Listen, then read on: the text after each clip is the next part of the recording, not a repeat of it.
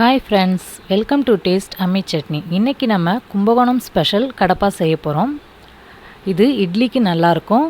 இந்த கடப்பா செய்ய தேவையான பொருட்கள்: பாசிப்பருப்பு 1/2 கப் எடுத்திருக்கேன், ஒரு மீடியம் சைஸ் உருளைக்கிழங்கு.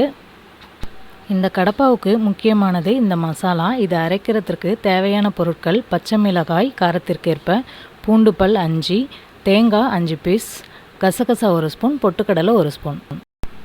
தாளிப்புக்கு பிரிஞ்சி இலை 1, கிராம்பு 4, 10 பல் சின்ன பூண்டு, ஒரு பெரிய வெங்காயம் கட் பண்ணி வச்சுக்கோங்க. மஞ்சள் தூள், உப்பு தேவைக்கேற்ப, கறிவேப்பிலை, கொத்தமல்லி, ஒரு மீடியம் சைஸ் லெமன். அலசி வச்சுருக்கிற பாசிப்பருப்பை குக்கரில் சேர்த்துக்கலாம்.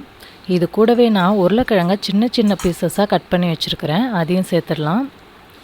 இப்போது தேவைக்கேற்ப மஞ்சள் தூள் சேர்த்து தண்ணி தேவைக்கு சேர்த்துக்கோங்க, நிறைய சேர்க்க வேணாம். இப்போ இதை மூடி ஒரு விசிலுக்கு முன்னாடியே நம்ம நிறுத்திடணும், விசில் வர வேணாம். ஏன்னா பாசிப்பருப்பு பாதி வெந்திருந்தால் போதும், ரொம்ப குழைய தேவையில்லை. இப்போ நான் உங்களுக்கு காட்டுறேன் எப்படி இருக்கணும்னு.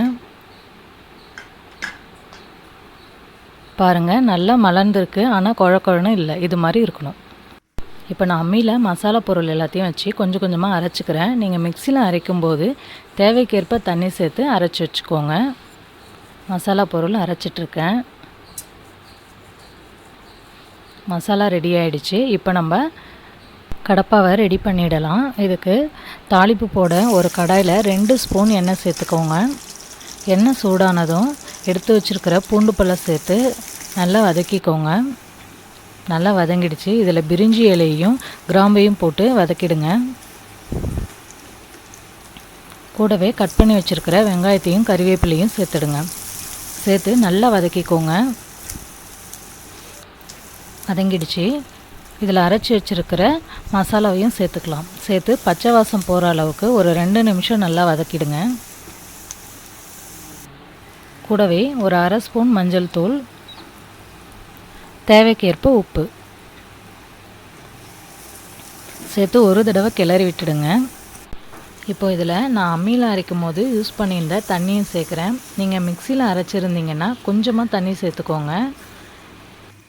இது கூடவே குக்கரில் வேக வச்சுருக்கிற பாசிப்பருப்பையும் உருளைக்கிழங்கையும் சேர்த்துடலாம். மிக்ஸ் பண்ணிவிடுங்க.